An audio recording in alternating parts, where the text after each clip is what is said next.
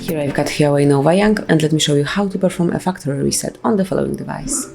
So at first let's open the settings, then find and select advanced settings, scroll down to the very bottom of the list and select backup and reset.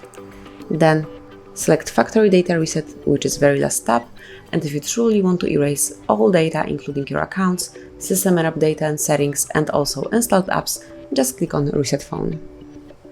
Now confirm it one more time by tapping on reset phone.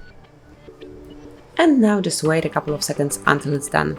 Just remember that this operation cannot be undone, so you have to be 100% sure that you want to do it.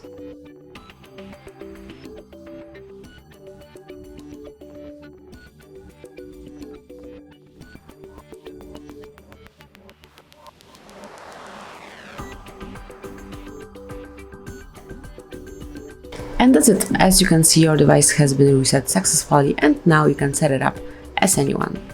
So that will be all. Thank you for watching. Please subscribe our channel and leave the thumbs up.